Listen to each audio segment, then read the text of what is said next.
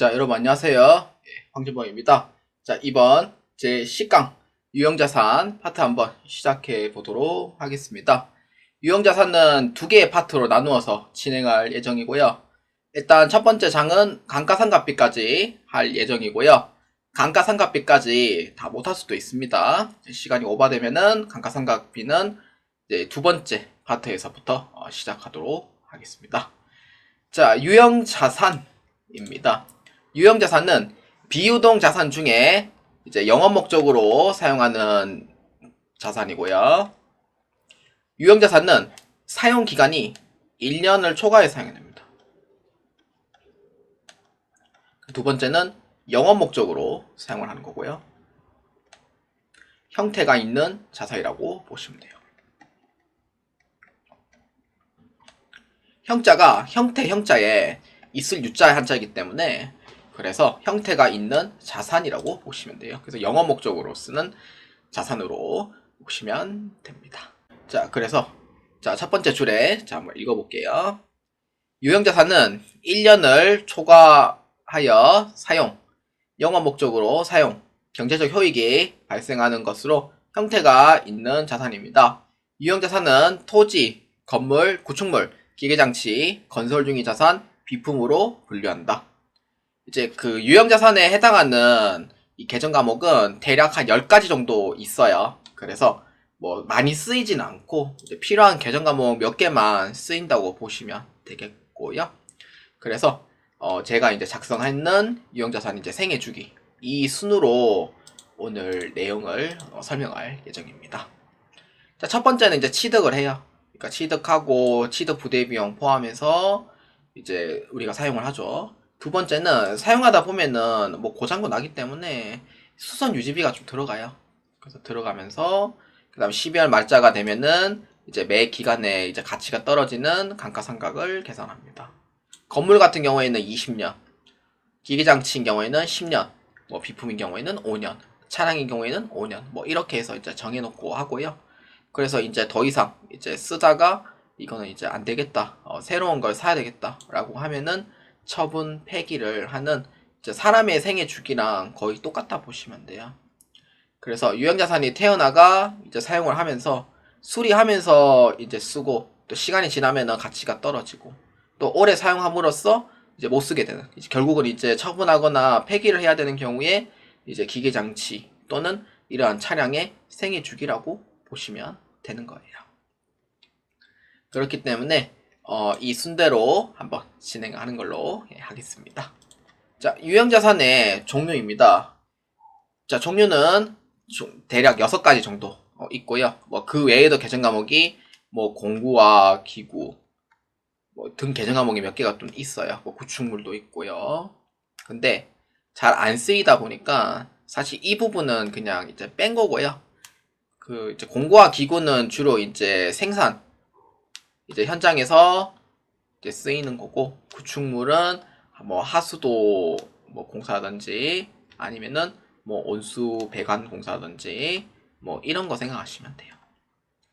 그렇기 때문에 1년 이상 사용할 목적으로 개정 과목 용도는 다음과 같다.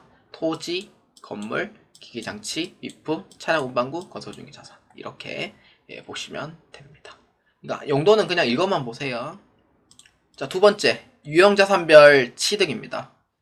자, 첫 번째 줄에 유형자산 취득은 내 재산을 구입할 때 차변에 기록합니다. 내 재산이 올라가니까 차변인 거예요.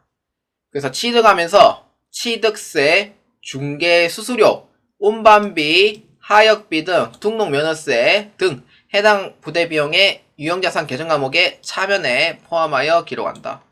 부대비용 포함해요, 안 해요? 그렇죠. 이제 취득 시 발생하는 부대비용은 포함해서 자산 처리한다. 이렇게 적어주시면 돼요. 그래서 이제 내 재산이 올라가면은 차변이 돼요. 그래서 유형자산의 취득 부대비용이 포함되어 있다라는 부분이고, 그리고 이제 생애가 다 돼서 결국은 처분, 매각을 해야 될 때가 있습니다. 그렇기 때문에 유형자산의 처분, 매각은 내 재산이 내려가기 때문에 대변에 처리된다 라고 보시면 됩니다. 자, 여러분 이제 유형별 취득 자산에 대한 주요 내용을 한번 소개해 보도록 하겠습니다. 회의관리 2급에서 이제 넣을 수 있는 만큼 다 넣어가지고 내년에 이제 회의관리 2급 할 때는 필요 없는 부분을 이제 다 뺄 거예요. 그래서 다 빼가지고 이제 다시 설명을 할 거고, 회의관리 2급에서도 이제 어떤 게 나올지는 모르니까 일단 대략 해서 넣었는데, 그래서 좀 쓸데없는 부분까지 좀 넣는 사항이 되고, 그래서 이번에 회의관리 1급을 제작할 때 좀 이 부분에 좀 수고를 좀 많이 좀 덜었어요. 그렇기 때문에 하나하나씩 한번 설명해 봅시다. 자, 첫 번째, 토지 및 건물 취득입니다. 자, 토지 및 건물은 영업 목적으로 취득하는 자산입니다. 그래서 토지 및 건물의 취득 시 재산이 증가하므로 차변에 기입하고 관련 부대 비용은 포함하여 처리한다 라고 이렇게 줄을 꺼주시면 됩니다. 자, 여러분들 토지만 사는 경우도 있어요. 근데 토지만 취득하는 경우는 없고 토지하고 건물을 같이 사는 경우도 있습니다. 이럴 때 이제 어떻게 할 거냐에 대한 설명이에요. 이 부분. 근데 건물만 사시는 경우는 없어요.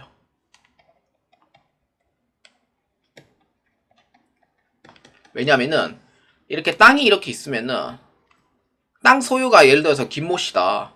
근데 건물의 소유주가 양모씨다 라고 하면은 어떻게 돼요? 분쟁이 일어나요. 그래서 건물을 취득할 때 이 땅도 같이 취득을 합니다. 무조건. 그래야지 분쟁이 없어져요. 그래서 실제로 이제 토지가 이제 국가 소유고 아파트는 민간 소유인데 재개발을 하려니까 이 걸려서 못하고 있거든요. 그래서 그러한 부분이 좀 이제 안 되는 거죠. 그래서 건물하고 이제 토지는 같은 사람이 같이 구입해 주셔야 돼요. 근데 토지만 취득하는 경우 있잖아요. 그럴 때는 건물이 없는 경우에 해당한다고 보시면 돼요. 그래서 관련된 취득 부대 비용은 다 포함한다고 했었고요. 자, 그래서 1-1번 건물 취득 한번 봅시다. 자, 첫 번째 줄. 건물 취득은 건물만 취득할 수 없다. 아까 얘기했었죠. 그러니까 토지 소유하고 건물 소유가 다르면은 분쟁이 일어난다고. 나중에 싸우고 소송 걸고 판결 나오고 누가 져요? 건물이 질 수 있는 가능성이 매우 높은 거예요. 그래서 건물하고 토지는 같이 취득을 하라고 합니다. 그래서 첫 번째 주 중간에 건물은 토지와 같이 취득하게 되어 있는데 토지의 주인과 건물의 주인이 다른 경우 분쟁이 일어나요. 그래서 건물의 소유자는 어쩔 수 없이 토지의 취득자에게 건물을 양도를 해야 될 수 있기 때문에 건물하고 토지를 동시에 취득하는 거예요. 그렇기 때문에 여기서 가장 중요한 내용이죠. 건물하고 토지를 동시에 취득할 때 회계 처리를 어떻게 하냐, 가장 중요한 내용이 돼요. 그래서 분쟁이 일어나지 않도록 토지하고 건물을 다 내 이름으로 다 바꾸는 거죠. 그래서 이제 토지하고 건물을 같이 취득해요. 그래서 일괄 취득을 함으로써 이 회계 처리는 어떻게 할 거냐에 대한 설명이에요. 자, 첫 번째, 건물과 토지를 일괄 취득하는 경우. 자, 첫 번째 줄 읽어보겠습니다. 건물과 토지에 일괄 취득하는 경우 회계 처리가 중요하다. 부동산 중개인에게 건물하고 토지를 같이 취득하는 경우 매매계약서를 작성하는데 예로 토지 2천만원, 건물 1억 8천만원 이라면은 회계 처리할 때 편하죠. 얼마인지 아니까. 근데 실무에서는 2억 원을 토지와 건물을 동시에 작성함에 있어서 회계 처리할 때 많은 고민이 발생한다. 진짜로. 그러니까 매매계약서를 하면은 이제 특약사항에 이제 건물하고 토지를 3억 4천만 원에 뭐 인수한다라고 이제 적으면은 사실 토지 금액이 얼마인지, 그러니까 회계 처리할 때 토지 금액이 얼마고 건물 금액이 얼마고 이렇게 못해요. 그래서 어떻게 하냐? 토지하고 건물을 일괄 취득할 때 첫 번째는 공시지가를 이용을 해서 안분을 계산합니다. 계산을 하거나 아니면은 두 번째 면적에 대한 비율만큼 계산을 하는 경우가 있고, 그러니까 1번은 모르겠다라고 하면 2번을 많이 하거든요. 그래서 공시지가를 이용을 해서 안본 계산하거나 면적 비율로 계산을 하거나, 그러면은 토지하고 이 건물의 가치가 얼마인지 정확히 알 수 있는 거죠. 그 다음에 세 번째는 부동산 중개인에게 부탁을 하는 거죠. 저 이거 얼마예요? 물어보면은 낸들 아냐 이러면서, 계약 끝나면은 남이죠. 이제 낸들 아냐 이러면서 안 도와줘요. 그 다음 수수료 받고 이제 끝인 거죠. 그러니까 네 번째는 뭐냐면은 그냥 내 맘대로 하는 거예요. 내 맘대로 그냥 비율 잡아놓고 그냥 하는 거예요. 뭐 보니까 뭐 저기 토지는 건물 전체 10%고 뭐 건물은 90%니까 뭐 이렇게 그냥 내 잣대로 잡자 이러면서 그런 경우도 있고. 그래서 현실적으로는 제일 좋은 게 4번이죠. 내 맘대로 비율 잡는 거예요. 그래서 이렇게 해서 토지하고 건물을 같이 계산을 하는 거예요. 근데 제일 중요한 거는 이제 부동산 중개인이 이제 토지 얼마, 건물 얼마 이렇게 딱 적어주면은 진짜 회계 처리할 때 편하죠. 근데 모를 경우를 대비를 해서 공시지가로 하거나 아니면은 면적으로 하거나 그렇게 해서 계산을 한다라고 보시면 돼요. 그래서 토지 원가와 건물 원가가 있는데, 토지 건물을 일괄 구입에 이제 2억 원 했다고 치고,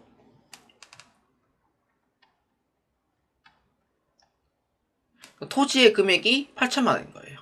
그럼 전체 금액 얼마? 2억 원이니까 이렇게 해서 이제 계산이 들어가는 거고, 건물 원가는 1억 2천만 원이겠죠? 그럼 총 2억 원이니까 그 중에 비율로 잡아서 이렇게 계산을 해가 회계 처리할 때 차변에 토지 얼마, 건물 얼마 이렇게 해서 처리해 주시면 돼요. 일괄 구입을 할 때는. 그러니까 공시지가를 아는 경우, 근데 공시지가를 모르겠다라고 하면은 면적 비율로 계산해 주면 되고, 면적 비율은 매매계약서 때 쓰여져 있거든요. 그 매매계약서 보고 해도 되고, 토지 대장하고 건물 대장 보고 면적을 잡아주셔도 됩니다. 이렇게 해서 회계 처리하는 방법, 일괄 취득한 경우다라고 보시면 됩니다. 자, 그 다음 두 번째, 건물과 토지를 취득하고 즉시 철거하는 경우예요. 이거는 실제 사례 때 있어요. 즉시 철거하는. 그러니까 건물을 하고, 그러니까 토지를 샀는데 일단은 한 2년 정도 이제 보유하다가 철거하고 이제 개발하는 경우도 있고요. 아니면은 이제 건물하고 토지를 샀는데 1개월 뒤에 즉시 철거하는 경우도 있어요.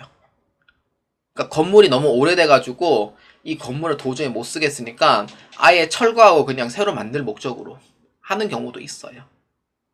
그렇기 때문에 첫 번째 주례, 자 읽어볼게요.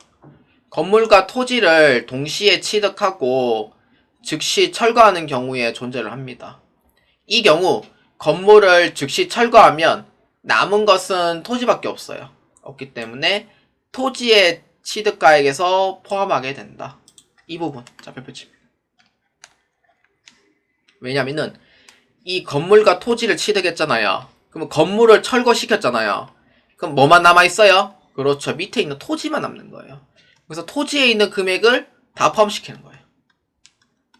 거기에 딸려오는 부대비용, 그 다음에 철거비용, 거기에 나오는 철골 해가지고 잡수익 나온 거 그건 다 빼주면 돼요. 이렇게 해서 토지 금액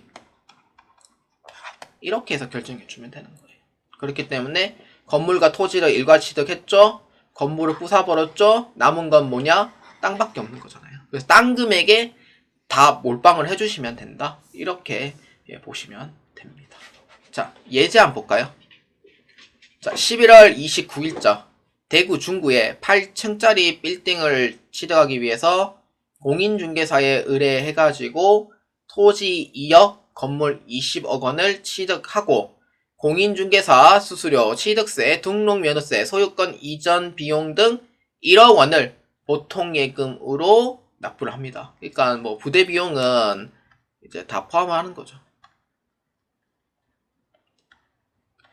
그래서 1억 원은 자산에다가 포함시켜주면 되고, 그래서 건물 및 토지의 대금은 10억 보통예금으로 이체했고, 나머지 대금은 24개월 할부로 지급하기로 하였다. 토지와 건물을 취득하고 11월 말일자 즉시 철거합니다. 그러니까 일단은 취득 금액이 얼마냐면은 토지하고 건물을 포함을 해서 약 한 22억이에요. 근데 22억 중에 1억이 취득세 등록 면허세니까 포함하면 얼마? 총 23억이요. 23억 중에 1억은 부대비용으로 지급, 보통예금 납부했고, 그 다음에 토지대금 10억 원은 보통예금 이체했고, 그 나머지 23억 중에 11억은 줬으니 12억은 뭐예요? 24개월 할부인 거죠. 그래서 아직 준 게 아니에요. 그렇기 때문에 12억은 미지급금 이렇게 처리하는 거예요. 대변에. 그러니까 돈 나갔죠. 그래서 대변인 거예요. 그 다음에 이제 토지하고 건물인데 우리가 일괄 취득을 했는 건 사실이지만 내일 당장 철거한다 했죠. 그렇기 때문에 공시지가로 해서 안분할 필요도 없고 뭐 면적에 비해서 할 필요 없고 그럼 토지를 아니다 건물을 부숴버리면은 뭐만 남는다 했죠? 그렇죠. 토지만 남으니 이 토지에 있는 금액을 전부 다 회계 처리해 주는 거예요. 그래서 건물을 철거하면은 토지만 남으니까 토지 금액에 이제 몰빵해 주면 되죠. 이렇게 해서 회계 처리한다라고 보면 돼요. 토지 2억 원은 토지 가격, 20억은 건물 가격인데 토지로 다 이동시키고 부대비용은 토지로 해가지고 처리한다라고 보시면 됩니다. 그래서 이제 일괄 취득했을 때 그리고 즉시 철거했을 때 이렇게 회계 처리한다라고 보시면 되고요. 여기 내용은 없는데 이제 만약에 이 문제에서 보유한 후에 이제 철거하는 경우에는요. 그 첫 번째가 일괄 취득 회계 처리를 먼저 해줘야 돼요. 일괄 취득 회계 처리해주고 그 다음에 두 번째는 이제 건물을 이제 철거할 때 그 철거 비용 등 있잖아요. 이 부분을 회계 처리할 때 유형자산 처분 손실로 전체 처리해 주시면 돼요.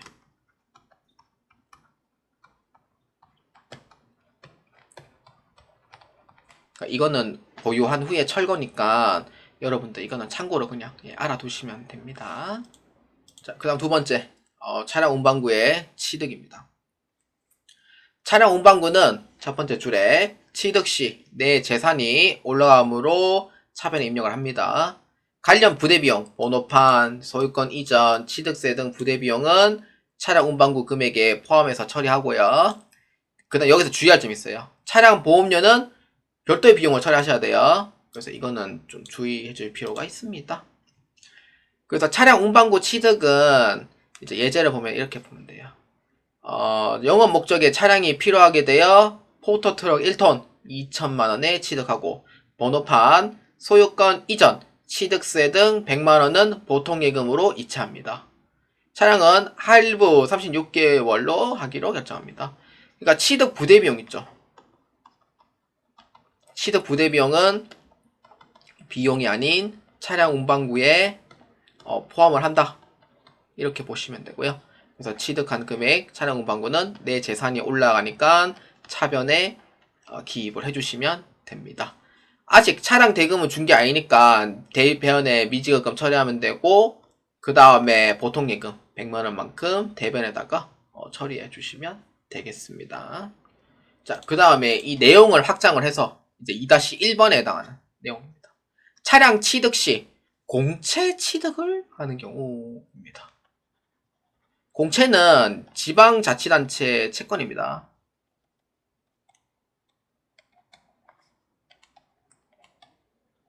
그래서 이거를 공채라고 불러요. 자, 첫 번째 줄 거기에 자 읽어봅니다. 차량 취득하게 되는 경우 지역마다 다르지만 필요시 강제로 공채를 취득해야 되는 경우가 있다. 공채 취득 시 회계 처리하는 방법에 대해 설명한다. 공채는 지방자치단체 채권이기 때문에 최소 5년에서 30년짜리도 있고요. 그래서 다양해요. 그래서 돈 있는 분들은 이제 채권을 이제 사들여서 이제 그 기업 같은 경우에는 돈이 필요하면은 매각을 하거든요. 매각을 해가지고 그 돈을 받는데 그리고 그 채권을 다른 사람에게 또 판매를 해요. 판매를 해가지고 그 채권을 내가 갖고 있는 거예요. 그래서 공채 같은 경우에는 사들인 경우가 있는데 지방자치단체도 좀 탄탄한 데에서 공채 사야 되거든요. 예를 들어서 뭐 수원시라든지 그 다음에 용인시라든지 이런 지역에서 공채를 사면은 괜찮아요. 괜찮고 뭐 국채인 경우에는 국가가 관리하는 거니까 뭐 IMF가 아니라는 이상은 국채도 이제 이자를 통해서 받을 수가 있는 부분이죠. 그래서 돈이 있으시는 분들은 채권 매입에 생각보다 투자를 하겠다는 분도 꽤 계세요. 저도 돈만 있으면 하겠는데 돈이 없어서 못하고 있는 거고. 그래서 이게 이제 좋은 게 좀 돈을 받는 보장은 있는데 단점은 이자율이 적죠. 그래서 이제 안정성은 뛰어난데 이자율이 적으니까 안 하시는 분도 계시긴 한데, 그러니까 공채에 관심이 있으시는 분들은 공채 취득을 이제 하려고 투자하시는 분도 꽤 있다고 합니다.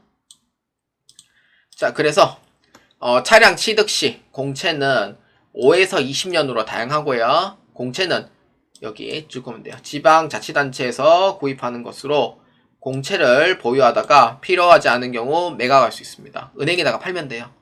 그래서 액면금액 기준으로 현재 가치로 계산을 해가 단기 매매 증권으로 처리합니다. 근데 단기 매매 증권은 1년 이내이기 때문에 솔직히 말해서 현실과 안 맞아요. 그렇기 때문에 사채를 만기까지 보유할 수 있는 경우에는 만기 보유 증권이나 아니면은 중간에 판매하겠다라고 해서 매도 가능 증권으로 주로 회계 처리를 많이 한다고 보아주시면 돼요. 그래서 나머지 차익만큼은 부대 비용으로 포함을 해가 처리해 주시면 됩니다. 그래서 이 경우에요. 그러니까 만약에 공채가 500만원짜리라고 했을 때 이제 10년에 6%짜리 이자예요. 그러면은 현가계수를 하거든요. 현가계수를 했을 때 뭐 한 385만원 정도 나왔다라고 치면은 이 385만원만큼은 매도하는 증권이나 단기 매매 증권을 그냥 처리하면 돼요.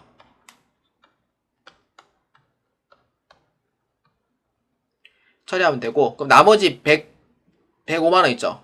115만원인가? 115만원. 나머지 115만원은 부대 비용을 지급해서 차량 운반구에 포함시켜주면 돼요. 이렇게 회계 처리하는 방법이에요. 공채는. 그래서 예제를 보면서 또 한 번 더 설명해 보도록 할게요. 자, 첫 번째.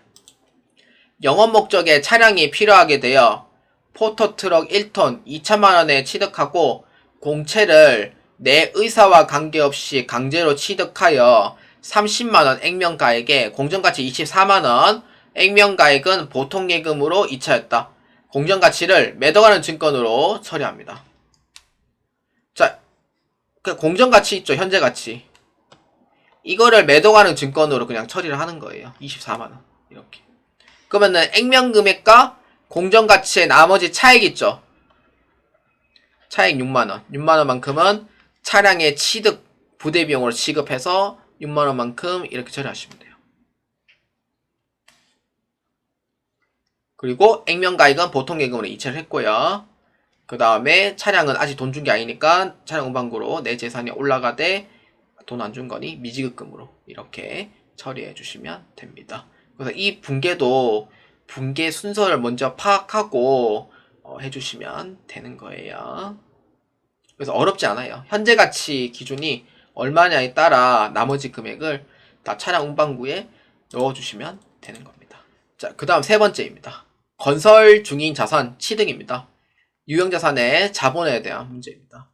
재경관리사는요, 기간에 해가지고 자본화가 얼마인지 물어보는데, 회의관리 1급에서는 그까지 물어보진 않아요. 그렇기 때문에 단순히 이제 개념만 알아두시면 됩니다. 자, 자본화의 첫 번째 줄입니다. 건설 중인 자산은 건물 또는 기계 장치 제작 의뢰를 할 때 만들고 있는 중이므로 건설 중인 자산으로 처리한다. 건설 중 자산, 그러니까 건물, 기계 장치, 자산을 만드는 중으로 처리를 하며 자산에 해당됩니다. 유형자산 중 하나예요. 그래서 건물을 제작하는 중에 자금을 대출받는 경우가 있는데 자금을 대출받으면서 발생하는 이자도 건설 중인 자산에 포함한다. 이 부분에 적어주시면 돼요. 자, 그래서 이제 건물 기기 제작을 위해서 이제 재료비, 농업비, 경비, 재노경이라고 불러요. 그래서 줄여서. 그래서 건설 중인 자산에 포함하고, 완공되는 경우에는 이제 건물로 대체하는 거죠. 그래서 건설 중인 자산은 이제 건물이 완공됨으로써 자산에서 나가주셔야 됩니다. 그래서 예제를 한번 봅시다. 자, 예제를 보면은 기기장치 제작 의뢰를 위해 3천만 원을 계약금으로 보통예금 이체하였다. 그러니까 이제 제작 의뢰를 한 거죠. 그래서 차변에 건설 중인 자산으로 처리하시면 돼요. 그 다음에 대변에는 보통예금 이체했으니까 대변에다가 보통예금으로 해서 처리해 주시면 되겠습니다. 자, 그래서 이제 기기장치가 이제 제작이 완료돼요. 두 번째 라인에. 그래서 5천만 원이며 나머지 2천만 원은 1개월 후에 지급하기로 했다. 완공이 되었으니까 기기장치는 차변으로 작성해 주시면 돼요. 그리고 건설 중인 자산은 내 역할이 끝났죠. 아이고, 건설 중인 자산님 고생 많았습니다. 이제 나가셔도 됩니다. 이러면서 이제 내보내는 거예요. 이제 끝났으니까. 제작 다 했고 끝났으니까. 근데 나머지 2천만 원은 1개월 후에 주기로 했으니 미지급금으로 처리해 주시면 되겠습니다. 자, 그 다음 네 번째. 정부보조금에 의한 취득입니다. 회의관리 2급에서는 정부보조금에 대한 취득 문제는 나오진 않아요. 그래서 정부보조금은 개념 문제 및 회계 처리하는 방법 해가지고 문제가 출제된 바가 있습니다. 자, 한번 보도록 하겠습니다. 자, 첫 번째 주례. 국가 또는 지방자치단체가 산업정책적 기업 설비의 근대화, 시험 연구의 촉진, 기술개발 향상, 재복구 등의 목적을 위하여 예산 및 관리에 관한 법률 규정에 의하여 시설자금이나 운용자금으로서 국고보조금에서 교부하는 금액이다.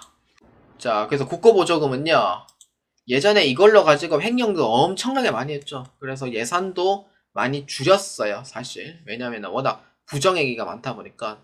지금도 부정행위는 계속 있어요. 있는데, 그러니까 안 잡아내면 그만, 잡아내면은 이제 회사 망하는 거죠. 그래서 환수금액도 꽤 높습니다. 그렇기 때문에 국가 보조금이 이제 있을 때 이제 좋은 대로 또 잘 사용해 주시는 게 가장 좋습니다. 그래서 회계 처리할 때는 이렇게 해당돼요. 정부보조금 수령 시, 정부보조금 기계 설비 등 구입 시, 그 다음에 12월 31일자 감가상각 처분, 이렇게 4개의 흐름으로 넘어간다고 생각하시면 돼요. 그러니까 정부보조금 받았을 때, 기기장치 등 샀을 때, 감가상각 할 때, 마지막 처분할 때, 이 4가지 방향으로 보아주시면 돼요. 그리고 이제 국가를 위해서 하는 거다 보니까 각종 세제 혜택도 상당히 많아요. 그렇기 때문에 이러한 부분에 좋은 대로 이용을 해주면 가장 좋습니다. 그래서 회계 처리할 때 이제 이렇게 처리해요. 국가 보조금 받았을 때는 차변에 보통예금으로 처리를 해요. 대변에 정부보조금 처리해요. 상환 의무가 없는 경우에서만 정부보조금 대변으로 처리해요. 부채성 계정 과목 처리합니다. 근데 만약에 상환 의무가 있다고 하면은 이거는 장기 차입금 처리하셔야 돼요.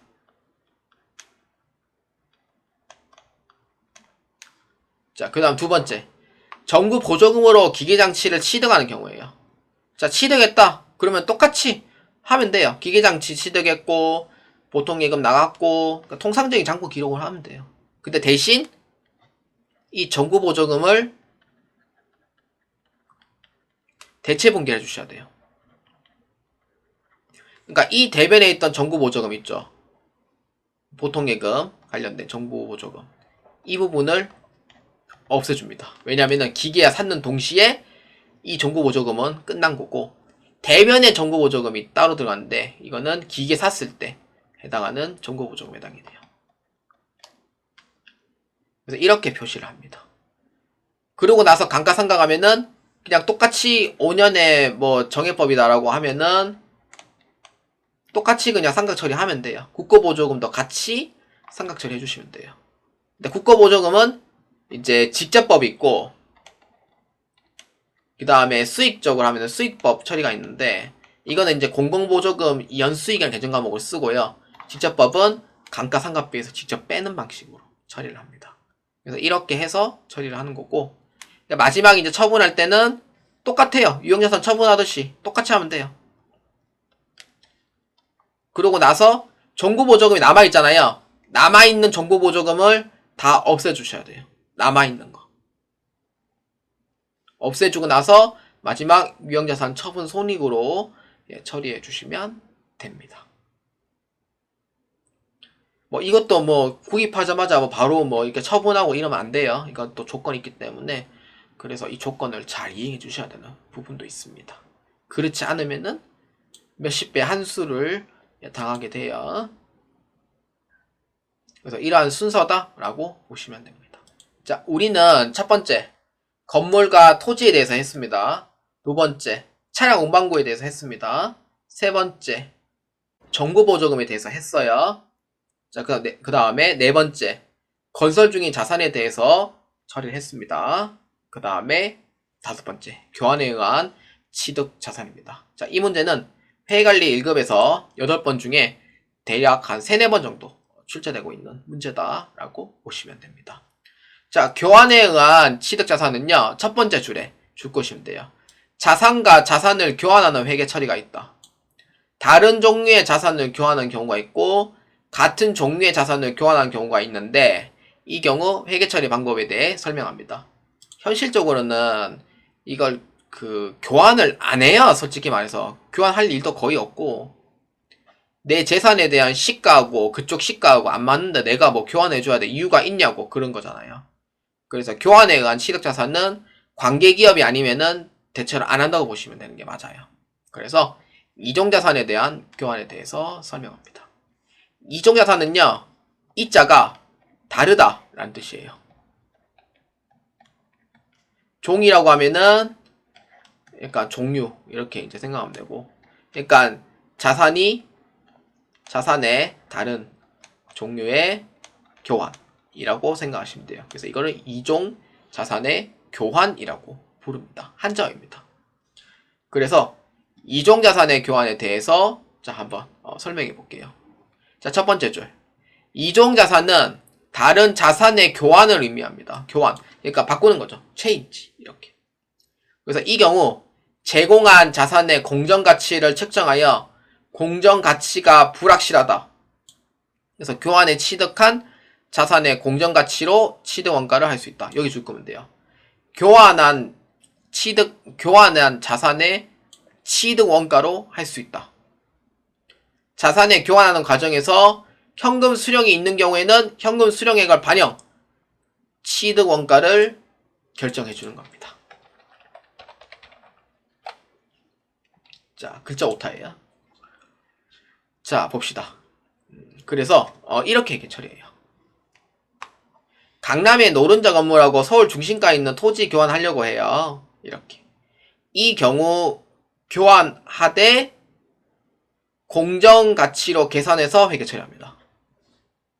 그래서 이거는 문제 보시는 게 더 편해요.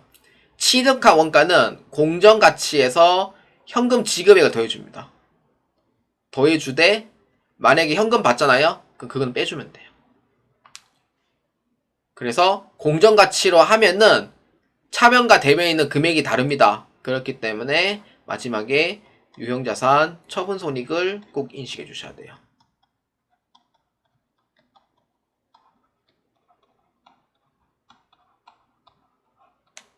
이렇게 처리해 주시면 됩니다. 자, 그래서 연습 문제 한번 봅시다. 주식회사 JB는 사용 중이던 건물을 주식회사 GA 토지와 교환하였다. 차액 50만원은 현금으로 지급합니다. 그 다음 분계 처리합니다. 자, 건물의 취득원가는 450만원, 감가상각 누계 200만원, 공정가치 230만원. 그러니까 토지는 230만원, 공정가치 280만원입니다. 자, 내 쓰던 건물을 토지와 교환한 거잖아요. 그러면 토지는 들어와요. 얼마? 공정가치로 기록하는 거죠. 280만원. 그리고 차익 50만원은 어떻게 되어 있어요? 토지가 더 비싸니까 50만원만큼 지급을 해줘야 돼요. 그래서 대변에 현금 50만원 처리합니다. 이렇게. 그리고 감가상각 누계액 차변이고 처분했을 때, 그 다음에 건물은 장부금액 450만원만큼 처리합니다. 이 과정에서 공정가치와 이제 차익에서 20만원 정도 차익이 나요. 그렇기 때문에 유형자산 처분 손실로 해가지고 처리해 주시면 되겠습니다. 자, 그 다음 두 번째. 다른 자산의 교환도 있지만 같은 자산의 교환도 있어요. 동자는 같다라는 한자어입니다. 종은 아시다시피 종류라고 그냥 보여주시면 되고요. 그래서 같은 자산의 종류 교환이라고 보시면 돼요. 자, 그래서 첫 번째 줄입니다. 동일한 업종 내에서 유사한 용도로 사용되고 공정가치가 비슷한 동종자산의 교환으로 유형자산을 취득하거나 동종자산에 대한 지분가의 교환으로 유형자산을 매각하는 경우 제공된 유형자산으로부터 수익 창출 활동이 완료되지 않았기 때문에 교환에 따른 거래 손익을 인식하지 않아야 하며, 그러니까 이 뜻은 뭐냐면은 유형자산 처분 손익을 인식하지 않겠다라는 의미입니다. 자, 적을게요. 이런 의미예요. 그래서 교환으로 제공한 자산의 장부금액으로 한다, 이렇게 보면 됩니다. 그래서 장부금액 처리하시면 돼요. 그래서 이제 같은 기계장치 교환을 하되 당연히 현금 지급액은 더해주면 되고 현금 수령액은 그냥 빼주면 돼요. 똑같아요. 근데 대신 뭐냐면은 이종자산은 유형자산 처분 손익을 인식을 했죠. 근데 동종자산인 경우에는 유형자산 처분 손익을 인식이 안 해요. 인식 안 합니다. 그래서 이러한 차이가 좀 있어요. 그래서 이거 헷갈리지 않도록 꼭 해주시길 바랍니다. 자, 그러면은 연습 문제 한번 봅시다. 주식회사 JB는 사용 중이던 기계장치 주식회사 C의 기계장치와 교환합니다. 차액 50만원은 현금으로 지급합니다. 분기 처리합니다. 똑같아요, 위에 거랑. 근데 단지 공정가치로 안 한다는 이제 부분이잖아요. 그래서 그런 좀 차이가 좀 있고요. 그래서 기계장치 A를 내가 처분하는 거잖아요. 그래서 대변, 감가상각 누계액 차변, 그리고 현금 50만원 대변. 그럼 나머지 금액 얼마예요? 기계장치의 B는 얼마? 300만원이다. 이렇게 보아주시면 됩니다. 그래서 감가상각 누계액이 빼면은 순장부금액 250만원이잖아요.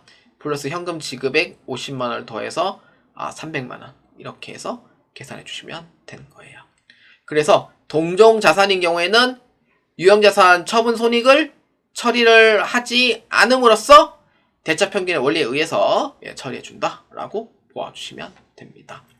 그래서 이종자산인 경우에는 유형자산 처분 손익을 인식, 공정가치로 하고, 동종자산인 경우에는 장부 금액으로 하고 대차평균의 원리에 의해서 유형자산 처분 손익은 인식하지 않는다라고 보아주시면 되겠습니다.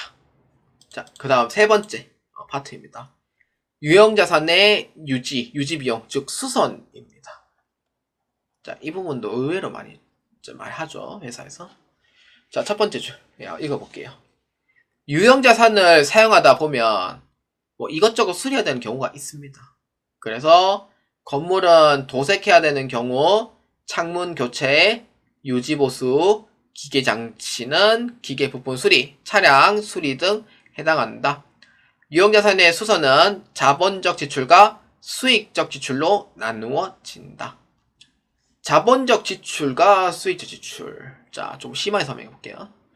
자본적 지출에 여기 줄 거면 돼요. 재산의 가치를 증가시켜 해당 유형자산 계정 과목으로 처리한다. 뭐 어떤 거? 돈이 많이 들어가는 거. 최소 뭐 한 2천만원, 3천만원 이상 들어가는 거. 이런 부분. 뭐 건물에 엘리베이터 설치, 비상계단 설치, 에스컬레이터 설치 이런 거 해당되고. 그 다음에 수익적 지출은 현상 유지이며 비용으로 처리해요. 수선비 계정 과목으로 처리한다. 이렇게. 어떤 거? 돈이 많이 안 들어가는 거. 건물의 도색, 건물의 창문 교체, 건물의 문수리 교체, 기계장치 부품, 뭐 엔진 오일 뭐 이런 교체, 비품 컴퓨터 수리 등 이런 거. 돈 많이 안 들어가는 거. 근데 이런 부분에 해당이 한다라고 보면 돼요. 자, 여러분들이 약간 궁금해하는 경우가 있을 거예요. 공부하다 보면은 왜 자본적 지출이라고 부를까? 자본은 이제 얘기했듯이 순재산을 의미를 합니다. 자산이 올라가면은요, 뭐가 같이 올라갈까요? 자본이 올라가는 거예요. 그러면은 미래의 가치가 어떻게 돼요? 올라가는 거죠. 그래서 이 자본이 올라가니까 자본적 지출이라고 불러요. 근데 이거는 사실 맞는지 안 맞는지 저도 확인 검증이 안 돼요. 왜냐면은 뭐 자본적 지출이 어떤 의미 생긴 거냐 이 내용 자체 유리가 없거든요. 그래서 제가 이제 추측 삼아 이제 얘기를 하는 거고 왜 이런 건지. 그 다음에 수익적 지출은 아니 선생님 수익적 지출은 수선비로 처리를 하는데 수선비는 뭐예요? 비용이잖아요. 근데 왜 수익적 지출이라고 부를까요? 왜 비용적 지출이 아니고 라고 생각하잖아요. 이거는 약간 미래를 보는 게 좀 이해가 빨라요. 미래를 보고 생각해야 돼요. 그러니까 앞으로의 행하는 미래 이걸 이제 수리함으로써 앞으로 행하는 미래. 본래 이제 기계로 예를 들어 설명하자면은 수리를 하면은 작은 수리 같은 경우에는 원상복구를 하잖아요. 그래서 이때 이 원상복구를 함으로써 기계가 가동이 되죠. 가동이 되면은 제품을 만들어줘요. 제품 매출은 뭐예요? 수익이죠. 그래서 지금은 원상복구 했지만 제품을 통해서 만드니까 경제적 효익이 생기는 거잖아요. 그래서 미래를 보고 봤을 때 수익적 지출이다 라고 보아주시면 돼요. 제품을 만들 수 있으니까. 그런 사항에 이름이 붙여진 게 아닐까 라고 생각을 하는 거예요. 자, 그래서 자본적 지출은 재산의 가치를 증가시켜서 어떻게 내 자산 계정 과목에 업 시켜주면 돼요. 그러니까 기계장치면은 기계장치에서 올리면 되고 건물이면 건물에서 올리면 되고 차량이면은 차량에서 올리면 되고 그래서 차변에 건물 등 그러니까 유형자산 계정 과목을 쓰는 거예요. 그래서 내 자산의 가치가 올라왔기 때문에 그래서 대변에 보통예금 처리하면 되고 수익적 지출은 현상 유지와 원상복구예요. 그렇기 때문에 비용으로 처리합니다. 그래서 대변에 보통예금으로 해서 처리해 주시면 되겠습니다. 자, 그 다음 네 번째 파트 감가상각입니다. 요 마지막까지 하도록 할게요. 자, 유형자산을 취득하고 사용하다 보면은 가치가 내려가게 됩니다. 그러니까 쓰다 보면은 가치가 내려가요, 사실. 결산 시 합리적인 상각 방법을 이용하여 감가상각비 비용으로 처리를 합니다. 그리고 유형자산은 간접법을 이용하기 때문에 대변에 감가상각 누계액으로 처리합니다. 상각 기간이 끝날 때는 1,000원을 남기고 상각 종료를 시켜버립니다. 자, 여기서 주의할 사항은 유형자산은 간접법만 회계 처리하도록 되어 있고요. 직접법의 회계 처리는 할 수가 없습니다. 그래서 감가상각 방법의 대표적인 세 가지 정예법, 정려법, 생산량 비례법. 자, 이렇게 한번 볼게요. 자, 첫 번째 정액법입니다. 정액법은 감가상각 방법 중 상각 금액이 매년 일정하다. 여기 적으면 돼요. 실무에서는 건물, 차량 운반구에서 주로 사용하고요. 차량 운반구는 고정으로 있는 게 아님에도 불구하고 정액법을 사용한 이유는 법인세법상 차량은 정액법으로 규정하고 있어서 회계도 그냥 따르고 있는 것 뿐이에요. 그렇기 때문에 정액법은 취득 원가에서 잔존가치를 다 빼고 내용연수만큼 상각해주면 돼요. 그래서 오른쪽 라인에 보면은 건물 취득 금액이 1,000만원이고 잔존가치 없이 내용연수 10년이면은 어떻게? 1년마다 그러니까 연 1년마다 100만원씩 상각을 하더라 이렇게 보면 돼요. 이렇게 그래서 상각 금액이 어떻게? 일정하다 라는 게 정액법이다 이렇게 이제 보시면 돼요.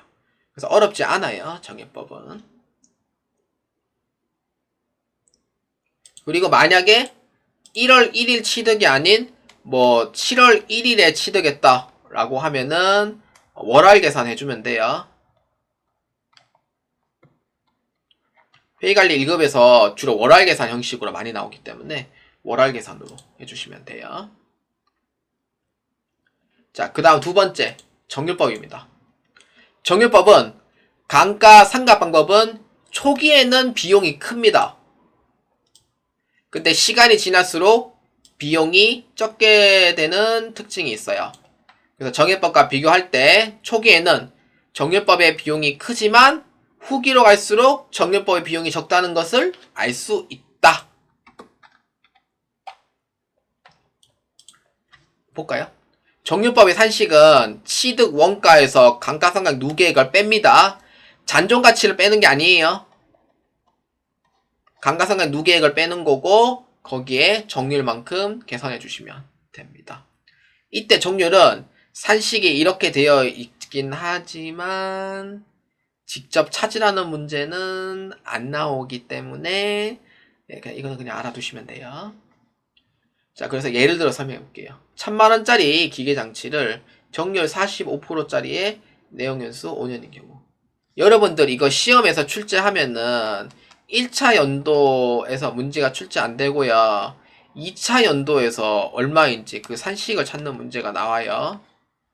그렇기 때문에 정률법에 감가상각 누계까지 적용할 줄 아냐 모르냐에 대해서 출제를 하니까 꼭 참고로 알아두시는 게 좋아요. 그래서 1차인 경우에는 45%만큼 해가지고 상각 누계액이 없죠. 450만원만큼 빠집니다. 비용이 상당히 커지는 거예요. 이렇게.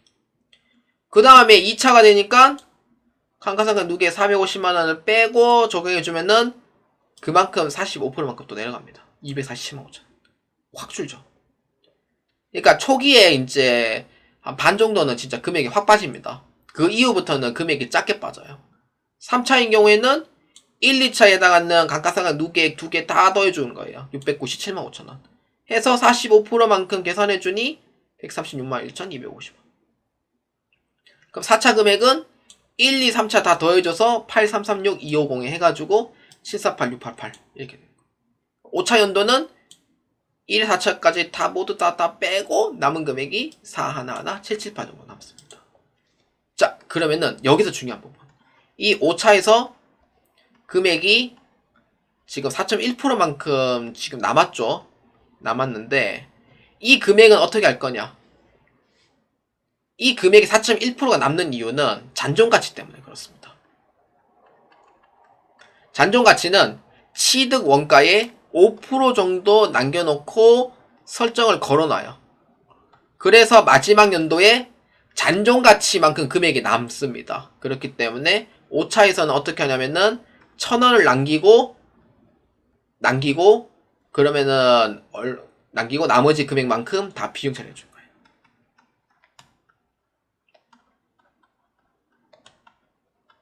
그래서 411,778이 아니고 1000원을 남기는 거죠. 거기에 감가상각 누계액을 9999000 이렇게 하는 거예요. 그래서 이 금액으로 해서 1000원만큼 남기고 나머지 금액은 비용 처리한다. 이렇게 보아주시면 됩니다. 선생님, 그럼 잔존가치를 설정 안 하면 안 돼요? 이렇게 물어볼 수 있잖아요.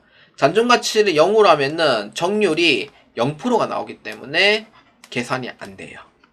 그래서 잔존가치를 5%까지 설정을 해놓고 정률을 잡아놓습니다. 그래서 나머지 마지막 부분을 다 비용 처리 때리는 이유가 여기다라고 보시면 되는 거예요. 자, 그 다음 세 번째. 생산량 비례법입니다. 이거는 뭐 잘 안 쓰이니까 그냥 참고로 알아두시고요. 읽어보면은 생산량 비례법은 주로 강산업 등에 사용을 하고요. 실무에서는 광산업 등이 아니면은 사용을 안 해요. 책에도 안 실려 있어요. 왜냐? 안 하거든요, 이제. 그렇기 때문에 광산을 채굴한 양만큼 비용으로 인식하는 방법이다. 그러니까 옛날에는 생산량 비례법 썼을 때는 그러니까 한참 이제 7, 80년대에서는 많이 쓰였죠. 90년대 이제 초중반에 들어오면서 이제 점점 석탄 산업이 망해가고 있는 상황이었고 90년대까지 초까지는 그래도 이렇게 해서 이제 사용을 했었어요. 근데 지금은 안 쓰이죠. 그래서 이거는 그냥 읽어만 보셔도 되고요. 그냥 안 보셔도 상관은 없을 거예요. 근데 네 번째 거 이건 아셔야 됩니다. 유형자산의 상각중단입니다. 유형자산은요, 특별한 사유가 아니면은 중간에 상각중단을 못하게 돼 있어요. 무조건 가야 돼요. 상각중단 못해요. 그렇기 때문에 감가상각의 시작은 취득 시점이 아니에요. 사용 시점이에요. 그래서 원칙적으로 휴업 등으로 인하여 감가상각은 중단 못해요. 휴업은 안 돼요. 근데 내가 처분 또는 폐기할 예정, 그러니까 매각 예정 비유동자산이라고 IFRS는 있는데, 근데 GAFP는 상각 중단의 사유는 있지만 매각 예정 비유동자산이라는 내용이 없어요. 그래서 매각 예정, 그러니까 폐기 예정 또는 처분 예정인 경우에는 상각을 더 이상 안 해도 됩니다. 근데 대신 손상 차손 여부는 매 기간 검토를 해줘야 돼요. 만약에 문제 나왔을 때 휴업으로 인해서 상각 중단이 가능하다 이러면은 틀린 얘기죠. 불가죠. 근데 매각 예정이라든지 처분 예정이라든지 이럴 때는 상각 중단이 가능해요. 그리고 마지막 하나 더. 손상은 매각 처분 예정이라도 매 회계 기간 말에 검토는 꼭 하셔야 돼요. 예, 그렇게 정리해 주시면 되겠습니다. 자, 오늘 여기까지 진행하도록 하겠습니다. 우리가 처음에 이제 4가지 설명을 했죠. 첫 번째, 유형자산에 대한 개념. 1년 이상 사용, 그리고 형태가 있는 자산, 마지막은 뭐죠? 영업 목적으로 인한 자산. 그래서 3가지가 해당하는 부분이 유형자산이었다라고 보는 거고, 두 번째는 각 취득하는 회계 처리. 첫 번째, 건물과 토지의 일괄 취득은 뭐 이제 공시지가를 이용을 해서 안분 계산하거나 면적을 통해서 안분 계산하거나 이러면 되고, 건물을 취득하고 즉시 폐업하는 경우에는 폐업이란다. 즉시 철거하는 경우에는 남는 건 뭐만 남아요? 토지만 남으니까 토지의 취득 금액에서 다 포함. 근데 보유한 후에 철거는 건물만 철거하기 때문에 건물은 제거하고 나머지 금액은 다 유형자산 처분 손실로 잡아주시면 됩니다. 그 다음에 차량 취득, 공채. 공채는 내 공채의 액면 금액과 현재 가치의 차익만큼 부대비용 포함하되 그 현재 가치나 공정 가치 금액은 매도가는 증권을 회계 처리하는 부분 잘 기억해 주시고요. 정부 보조금에 대한 취득, 그 다음에 건설 중인 자산. 건설 중인 자산에 해당하는 특정 차입금의 이자 비용도 건설할 그 자본화 금액에서 포함시켜 줘야 돼요. 그리고 마지막은 건설 중인 자산 해가지고 각각 취득하는 방법 잘 기억해 주시고요. 그리고 이종자산과 동종자산입니다. 이종자산은 다른 종류의 자산을 교환을 할 때 해당하는 부분이죠. 그렇기 때문에 유형자산 처분 손익 인식해주고 공정가치로 회계 처리한다라는 부분. 같은 자산인 경우에는 장부금액으로 처리를 하는데 유형자산 처분 손익은 인식하지 않는다. 이런 부분. 그 다음에 마지막 감가상각비. 정액법은 상각금액이 일정합니다. 정률법은 초기에는 비용이 크다가 후기로 갈수록 비용이 작아지는 특징이 있고요. 그리고 상각 종료할 때는 1,000원을 무조건 다 남겨주셔야 돼요. 마지막으로 상각 중단. 상각 중단은 그 매각 예정이 있거나 처분 예정일 때는 중단이 가능하지만 휴업의 사유로는 안 된다고 했었죠. 그리고 매각 예정이라고 해도 손상 징후는 매 보고 기간 말 검토를 꼭 하셔야 됩니다. 그래서 이렇게 해서 오늘 했던 내용들 다 정리하도록 하겠습니다. 자, 다음 11강 유형자산 두 번째 파트에서는 유형자산 손상 차손부터 해서 매각까지 총 3개의 파트로 해가지고 진행을 해보도록 하겠습니다. 여러분들의 많은 도움이 되시길 바랍니다. 저는 다음 강의에 뵙도록 하겠습니다.